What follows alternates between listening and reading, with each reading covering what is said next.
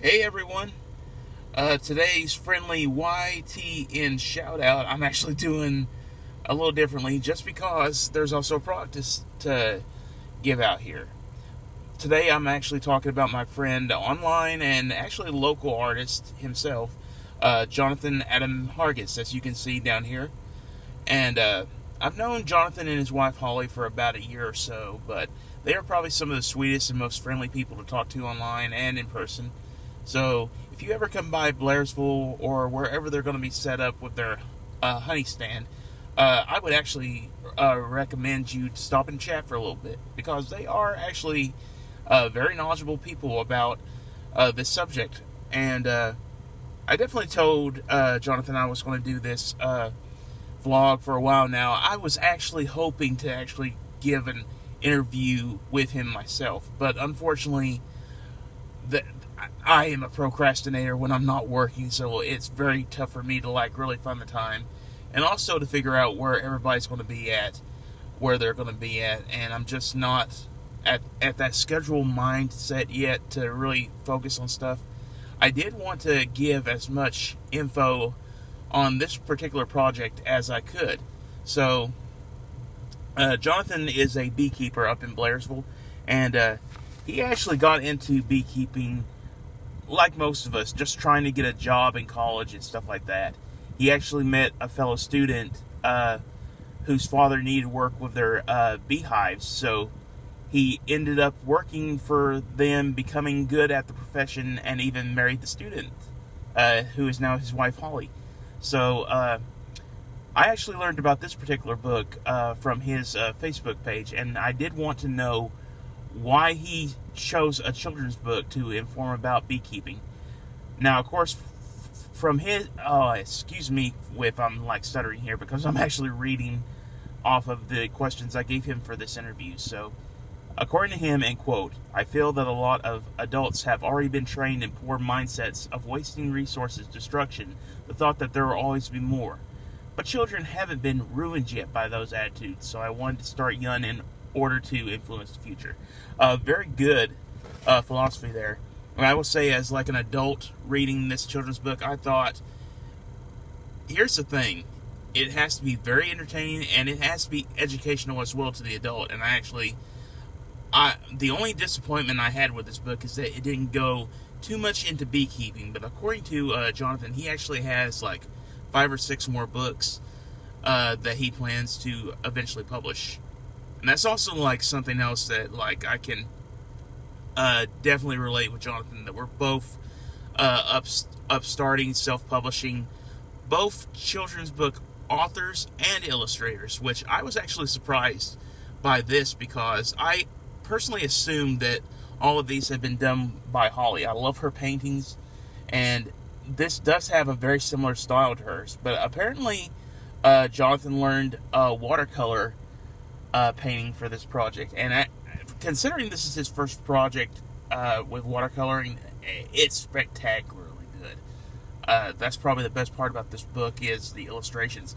Although I will say that I took Georgia Flora in college for a semester, and I actually learned a lot more from this than I actually even learned in that class. But that's just me. I'm not the complete botanist type, although my favorite subjects are both English literature and science to an extent. But I'm actually going to show my favorite picture in this book. That's gorgeous. I'm not showing the whole book itself. I really hope that y'all get a chance to check this out online, and especially hope that will be a great project for y'all that want to learn more about beekeeping. Because I actually stumped him with this particular question, and I probably wouldn't have even thought about it, except that this past spring, the International Endangered Species List updated their list, and actually 2 particular animals I was shocked that made that list were the honeybee and the giraffe. Those 2 I had no idea were so endangered that they have literally been put on the endangered species list. So I'm like, okay, how? We keep talking about this theory that bees I can't remember who quoted it, but like the depletion of bees would like signal the end of mankind. It could have been Einstein. I don't really remember that particular listing. He actually wasn't aware that they were on that list either. And he doesn't really know why the whole honeybee species is really dwindling. The only thing that he could really say is really hyping the high mortality rates among honeybees are basically just traditional commercial beekeeping practices like pesticides, harsh chemicals, and lack of proper concern for the bees' health and well-being.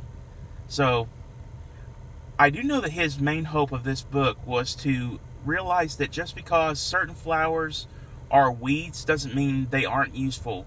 So, you shouldn't cut it down. And that's fair enough. I can see, like, that kind of idealism.